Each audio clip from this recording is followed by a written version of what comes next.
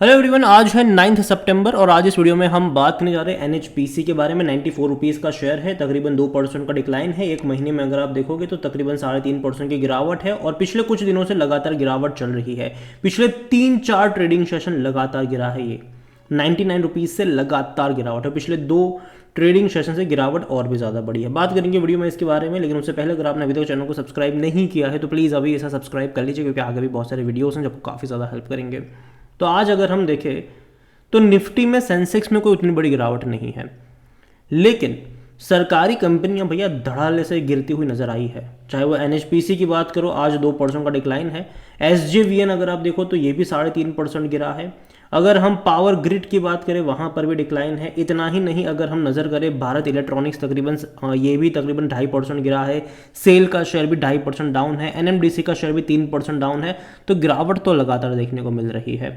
RVNL भी गिरावट दिखा रहा है, जो रेलवे के शेयर से वहां पर भी गिरावट है। एक तरीके से मैं कहूँगा कि गिरावट से ज़्यादा यहाँ पर एक प्रॉफिट टेकिंग चल रही है, क्योंकि देखो बाजार में ना एक हवा उड़ रही है कि भैया गिरावट आने वाली है, ठीक है, फॉल आने वाला है। तो कहीं ना कहीं लोग अपने प्रॉफिट्स को बुक कर रहे हैं अभी के टाइम पर।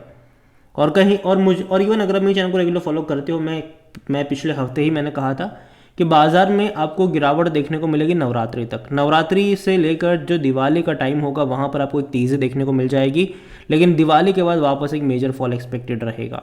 क्योंकि देखो जो त्योहारों का टाइम होता है वहाँ पर शेयर बाजार गिरता नहीं है हमारा, ठीक है, इंडियन शेयर बाजार गिरता नहीं है, जनरली नहीं गिरता है उतना ज़्यादा। और यही मैं एक्सपेक्ट भी कर रहा हूँ कि ऐसा ही हो। लेकिन वापस अगर मैं एनएचपीसी के बारे में देखूँ तो देखो, एक साल में पैसा तो खूब बना कर दिया है। 72% का ग्रोथ है, लेकिन जो तेज़ी थी वो बहुत ही कम टाइम में आई थी। पैसा बहुत ही कम टाइम में इसने डबल करा था, 50 रुपये से 100 रुपये चला गया था ये फरवरी में ही इसी साल। लेकिन फरवरी से लेकर अब तक देखो तो ग्रोथ नहीं है। हालांकि अप्स एंड डाउन जरूर आए हैं कि 100 रुपये से गिर कर ये वापस 78 पे गया था, वापस तेज़ी दिखाई 115 पे गया। लेकिन जुलाई में जो इसने 15 जुलाई को जो 115 रुपये पर शेयर गया था, तब से लेकर अब तक देखो तो ये लगातार गिरावट दिखा रहा है। और बीच बीच में अगर जो अटेम्प्ट भी करे तो वो बहुत छोटे अटेम्प्ट है, कोई तेज़ी वाले अटेम्प्ट नहीं है। जो 100 रुपये का एक इनिशियल सपोर्ट वाला जो लेवल था वो भी यहाँ पर अब टूट चुका है। तो कहीं ना कहीं और फर्दर डाउन साइड आपको देखने को मिल सकती है यहाँ पर। और जो नेक्स्ट सपोर्ट जोन है वो यहाँ पर 80 से 85 रुपये के आसपास नजर आता है। वहाँ पर एक बाइंग इंटरेस्ट जनरेट जरूर होगा। और अगेन मैं कहूँगा कि देखो लॉन्ग टर्म के लिहाज से कंपनी मुझे ख़राब नहीं लगती है। मैं लॉन्ग टर्म के लिहाज से इसको अच्छा शेयर मानता हूँ, अच्छी कंपनी मानता हूँ। रीज़न ये है कि पावर सेक्टर में मुझे लगता है कि दमखम अभी भी है। जो डिमांड है पावर की वो बढ़ने ही वाली है, वो कभी कम नहीं होगी। जो सरकार पैसा स्पेंड करती है बिजली खरीदने के लिए वो हर साल बढ़ने ही वाला है, वो घटने नहीं वाला है। और अगर आप देखो तो 5 साल में ऐसी तेज़ी आज से पहले नहीं आई। इवन अगर आप मैक्सिमम चार्ट भी देखोगे तो ऐसी तेज़ी आज से पहले कभी नहीं आई एनएचपीसी में। और सिर्फ एनएचपीसी की ही बात नहीं है ये, सेम ग्राफ आपको अदानी के भी देखने को मिलेंगे, टाटा पावर के भी देखने को मिलेंगे, एसजेवीएन के भी देखने को मिलेंगे। तो पावर सेक्टर फोकस में तो अभी आया है, मतलब पिछले 2 सालों से आया है। और मैं मानता हूं कि अभी भी यहाँ पर देखो अभी गिरावट वाला दौर है। और मैं पहले भी कह रहा था कि जैसे ही बारिश का मौसम शुरू होगा पावर कंपनियों में आपको एक प्रॉफिट टेकिंग कह लो, गिरावट कह लो, वो देखने को ज़रूर मिलेगी। और जो वापस तेज़ी लौटती हुई यहाँ पर नज़र आएगी वो जनवरी से नज़र आएगी, क्योंकि फिर जब गर्मियों का टाइम आने वाला होगा उससे पहले ही भागना शुरू कर देते हैं ये। तो ये चीज़ ज़रूर होगी।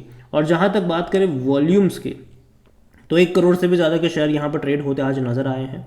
और कंपनी जो इसका जो ऑल टाइम हाई है वो 118 रुपये का था।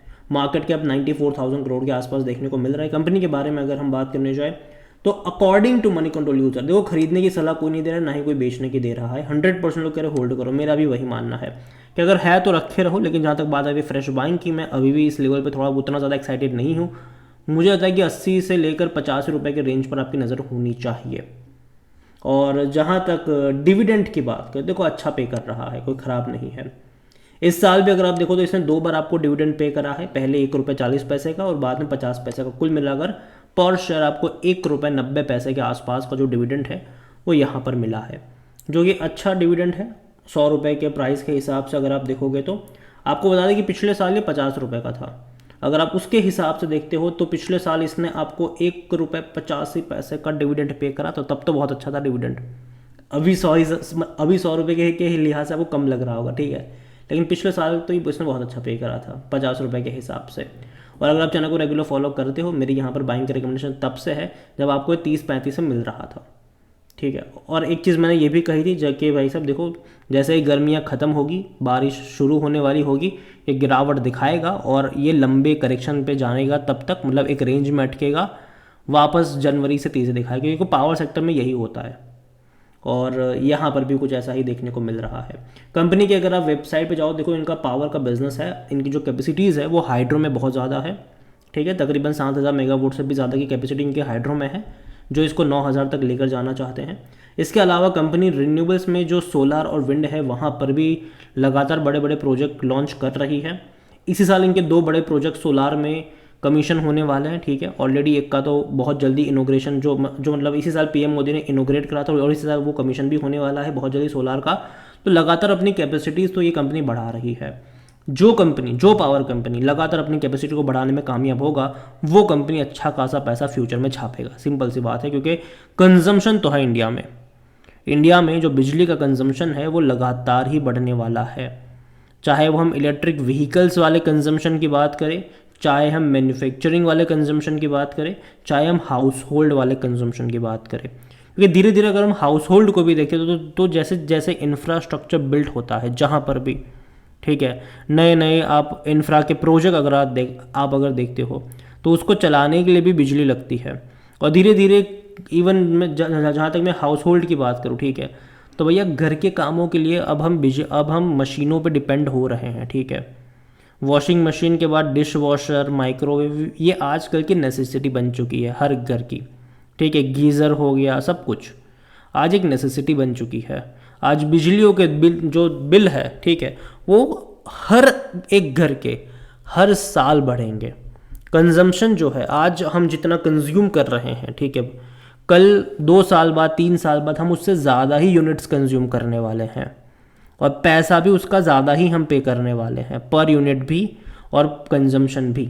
तो कहीं ना कहीं मैं मानता हूँ कि जो पावर कंपनीज़ है डेफिनेटली अच्छा खासा पैसा छापेगी, और जो बड़ी कंपनीज़ होगी उनके पास बहुत अच्छे मौके होंगे।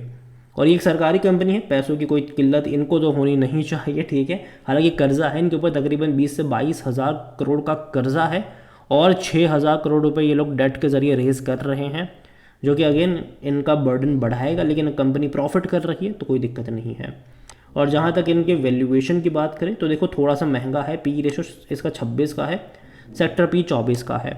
अभी भी 118 से गिरने के बाद जब 94 पे है तब भी ये थोड़ा सा महंगा तो ज़रूर है। लेकिन जैसे कि मैंने कहा कि मुझे लगता है कि यहाँ पर जो लेवल है 70 से 75 का जो लेवल है वहाँ पर जाएगा, तो इसका जो वैल्यूएशन भी होगा वो भी काफ़ी हद तक सस्ता हो जाएगा। हालांकि सिर्फ 50% एनालिस्ट खरीदारी की यहाँ पर बात कर रहे हैं। फिनेंशियल्स अगर देखें इस कंपनी के, तो लास्ट क्वार्टर के नंबर ठीक ठाक थे, 3,125 करोड़ के आसपास के रेवेन्यू थे, 1,028 करोड़ का प्रॉफिट था। मार्च और दिसंबर के मुकाबले तो बहुत ही अच्छे लगेंगे, लेकिन जनरली इस कंपनी में होता ही यही है कि जून और सितंबर के नंबर वाकई में अच्छे ही आते हैं, वापस दिसंबर और मार्च के नंबर उतने अच्छे नहीं होते। स्पेसिफिकली रेवेन्यू और प्रॉफिट दोनों के हिसाब से अगर आप देखोगे तो, स्पेसिफिकली प्रॉफिट के हिसाब से, क्योंकि पिछले साल भी अगर आप देखो तो 1,036 करोड़ का तो प्रॉफिट था, उसके मुकाबले कम है। सितंबर के नंबर्स आने वाले हैं, ठीक है, और देखना इंटरेस्टिंग होगा कि वो कैसे आते हैं, क्योंकि देखो एक्सपेक्टेशन हाई है, क्योंकि हर बार सितंबर के नंबर में 1,500 करोड़ से भी ज़्यादा का प्रॉफिट होता है, 3,200 3,700 करोड़ तक के रेवेन्यू भी होते हैं, ठीक है।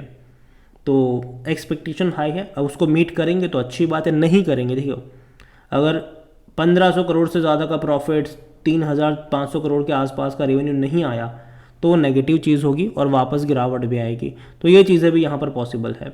और जहाँ तक शेयर होल्डिंग के बारे में देखें तो जो प्रमोटर की होल्डिंग है वो 67.40% की होल्डिंग है। प्रमोटर यहाँ पर गवर्नमेंट है, सरकारी कंपनी है। 4.36% म्यूचुअल फंड के पास है, 5.92% डोमेस्टिक इंस्टीट्यूशन के पास है, 8.97% एफआईएस लेकर बैठे हैं। अच्छी खासी क्वांटिटी में इंस्टीट्यूशंस बाइंग भी देखने को मिली है, जो कि अच्छी बात है। यहाँ पर रिटेल की होल्डिंग 9.23% है, अदर पार्टीज 4.13% का स्टेक यहाँ पर लेकर बैठे हुए हैं। ओवरऑल अगर मैं बात करूँ एनएचपीसी के बारे में, देखो इमीडिएट बेसिस पे मैं यहाँ पर कोई बहुत बड़ी तेज़ी अभी के लिए एक्सपेक्ट नहीं कर रहा हूँ, बल्कि इवन मैंने पहले ही कहा था 2-3 महीने पहले ही कि देखो बारिश का मौसम शुरू होगा, यहाँ पर करेक्शन देखने को मिलेगा, और वो हमें देखने को मिल भी रहा है यहाँ पर बार बार लगातार।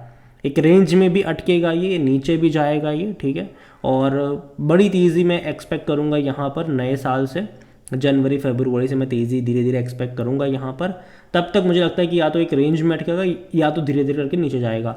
अगेन मैं कह दूँ जिनके पास है वो होल्ड करे, अगर नज़रिया लॉन्ग टर्म का है तो। शॉर्ट टर्म का और इवन जिनके पास नहीं है, मेरे हिसाब से 70 से 75 के लेवल का वेट करना चाहिए। अगेन मैं ये नहीं कह रहा हूँ कि वहीं पर जाएगा, क्योंकि देखो प्राइस कोई प्रिडिक्ट नहीं कर सकता, ठीक है। वहाँ पर एक सपोर्ट ज़रूर देखने को मिल रहा है, और यहाँ पर जो इनिशियल जितने भी सपोर्ट थे वो तोड़े ज़रूर है। 93 रुपीज़ का एक इनिशियल सेल सपोर्ट यहाँ पर ज़रूर देखने को मिल रहा है। अगर वो भी तोड़ देता है तो बहुत जल्दी ये 90 के नीचे भी जाता नजर आएगा आपको। अगेन ये मेरा पर्सनल ओपिनियन है, कोई भी इन्वेस्टमेंट एडवाइस नहीं है ये। वीडियो को यहीं पे एंड करता हूँ। पसंद हो तो लाइक करो, शेयर करो, चैनल में अगर पहली बार है तो प्लीज़ सब्सक्राइब करें, और एनएचपीसी के बारे में क्या सोचते हैं वो भी आप मुझे कमेंट में लिख के बता सकते हैं। Thank you.